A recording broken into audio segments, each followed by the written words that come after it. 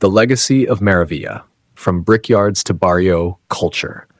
Every day, the Davidson Company manufactured 120,000 building tiles and 320,000 sand-molded common bricks, carved from a massive quarry that split the hills between Monterey Park and the unincorporated communities of East Los Angeles. The brown shale and soft red clay extracted from the land above Floral Drive had been buried there for over 7 million years.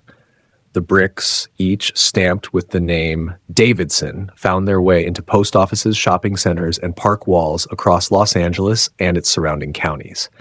During the real estate boom of the 1920s, downtown expansion forced the displacement of Sonoratown's Mexican residents, pushing them away from the city center. While some assimilated into Boyle Heights' diverse mix of Russian Jews, Japanese, Italians, Moluccans, Armenians, and African Americans, others, newcomers from Tucson, Juarez, and El Paso, ventured beyond the city limits, where land was cheaper and building regulations were more lenient. Along Brooklyn Avenue, east of Indiana Street, a thriving Mexican-American community emerged, embracing puro Mexicanismo. From the heart of Brooklyn and Ford, a new barrio took root just below the Brickyard. East of Mednick Avenue, open fields stretched into the distance, where Japanese women in bonnets cultivated sugar beets, cabbage, and chrysanthemums. Hoping to attract upwardly mobile Anglo families, real estate developers branded the area Belvedere Gardens. But to those who lived there, it was always Maravilla, though it lacked basic infrastructure. No water pipes, sewer lines, sidewalks, or paved roads. One thing the community did have was a handball court.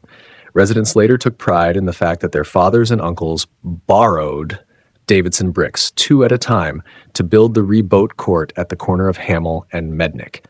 There, 2 walls formed an L shape, 20 feet wide by 40 feet long, creating a battleground for a game imported from El Paso, rebote a mano con pelota dura. The rules were brutally simple: serve the ball above the fronton's guideline, and the first player to make it unreturnable won the point.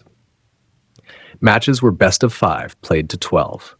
The only equipment? A wall and a ball, slightly smaller than a baseball, but just as hard. Crafted by an elderly man in South San Gabriel, each ball was made from salvaged golf ball rubber wrapped in yarn, encased in goatskin, dyed blue-black, and sun-dried. A mistimed hit could wreck a hand. A lapse in focus could shatter an eye socket. During World War II, the government constructed the Maravilla Public Housing Project on the fields across Mednick, bringing new business to El Centro Grocery, the small market beside the rebote court. In 1947, Shigeru Tommy Nishiyama and Michie Hata took over the store. Both were born in Washington state but sent back to Japan for schooling before returning to the U.S. to escape Hirohito's regime. As teenagers, they immigrated to Seattle just before Pearl Harbor. When war broke out, Japanese Americans were forced into internment camps. The only exception was Colorado, which permitted them to work as farm laborers. Tommy lost his left arm in a corn-picking accident in Rocky Ford, choosing that risk over internment. Meanwhile, Michie was sent to the Minidoka internment camp in Idaho in 1942. She remained behind barbed wire until September 1945, spending her late teenage years in tar paper barracks. After the war, she worked as a maid in Seattle, where she met Tommy. Their families both traced their roots to Wakayama, a lush farming region near Osaka. In the summer of 1947, they married at the Buddhist church on Main Street in Seattle, Michie in a satin gown with a scalloped neckline, Tommy wearing white gloves to conceal his prosthetic arm. The following month, they moved to Los Angeles to start anew. As the Barrio's men finished grueling shifts at the brickyard, foundries, and factories, they gathered at the rebote court, cracking open cans of Brew 102 and Falstaff, placing wagers on the matches. Outside, young men in sharp gabardine jackets conducted business quietly, exchanging goods from prescription pills to marijuana on the sidewalks. It was there, in the shadow of the brickyard, that the first capsules of Mexican-imported narcotics made their way into Los Angeles. And as the city slept, the brickyard's massive kilns roared to life, painting the night sky in fiery hues. For the children of Maravilla, the glowing hills came alive with imagination, visions of a fire-breathing dragon stalking the night, its embers burning bright over a barrio built on resilience. Maravilla Handball Club, a legacy of community, respect, and unbreakable bonds. In a space no bigger than a bus stop, she carried everything a neighborhood could need: milk, fruit, vegetables, bread, breakfast cereal, bananas, ice cream, canned goods, toilet paper, cigarettes, soap, and SpaghettiOs. When her customers were short on cash, she extended them credit. When debts couldn't be repaid, she forgave them. Kids from the Barrio looked into her plate glass candy counter like it was a jewelry case, but instead of making them point, she let them step behind the counter and pick for themselves. Sometimes little hands would sneak a piece of penny candy when they thought she wasn't looking. If she caught them, she'd let them keep it, then send them off with a little extra for the road. The El Centro sign remained, but to everyone in Maravilla, the store was simply Michi's. Each morning, Tommy swept the handball court clean. Even with just one arm, he was a fierce competitor, earning respect as an honorary Chicano among the seasoned rebote players who gathered in the afternoons and on weekends. There was no lock on the court's door, yet an invisible force seemed to guard its entrance. A boy might enter under the guidance of his uncle or father, but stepping in uninvited meant breaking an unspoken rule. Women, children, and outsiders could only wonder what took place within those walls. Behind the counter, while holding her infant daughter Noriko, Michi would send her son Thomas Jr. to call Tommy from the court. The sounds from behind the door, deep laughter, tough Spanish, and the sharp crack of the ball made Thomas hesitate before knocking. The men who answered were towering figures, and even as an adult, he couldn't say whether they were the good guys or the bad. Chuy Briseño, a former standout athlete from Garfield High, was rumored to have defeated top-ranked tennis player Pancho Gonzalez in a pickup match, but his heart belonged to rebote. He had been playing in Maravilla since the 1930s when his father first brought him to the court. Chuy could serve while seated on the back bench and still beat the ball to half court in time to crush his opponent's return.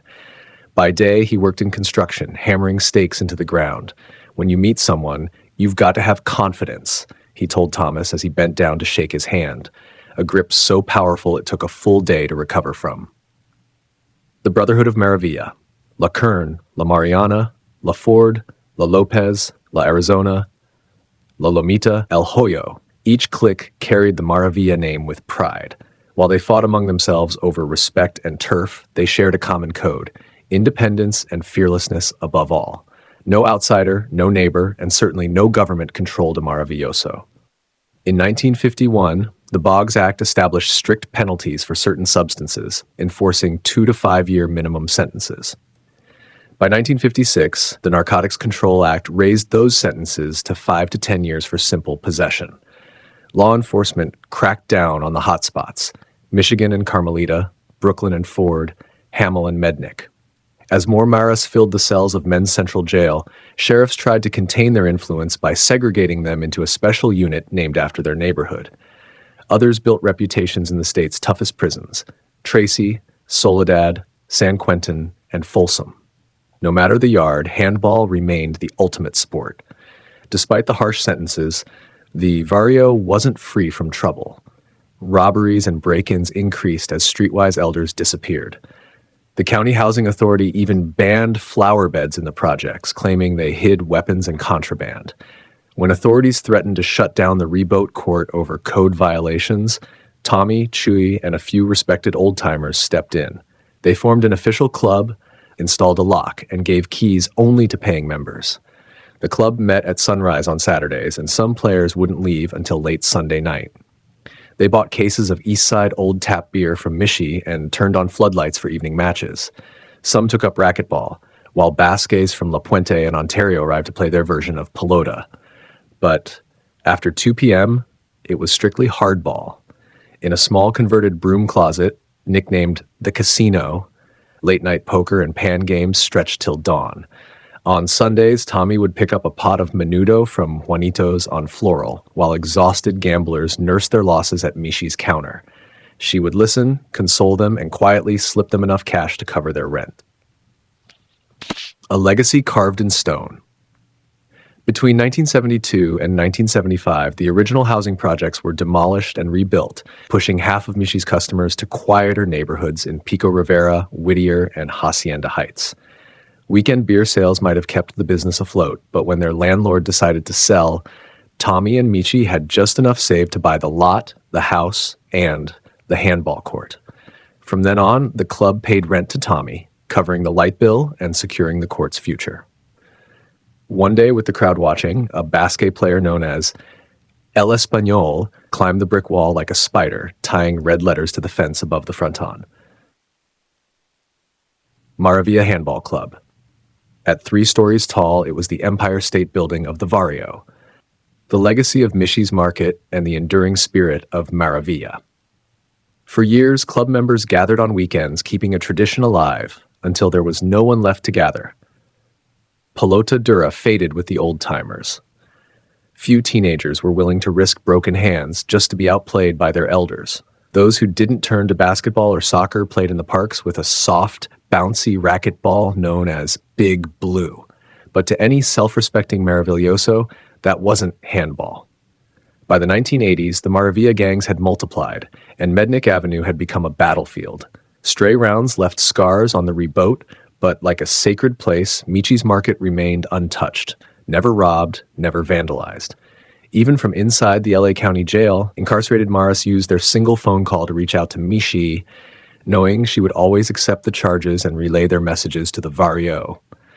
Sometimes she was asked to hold a small paper bag behind the counter.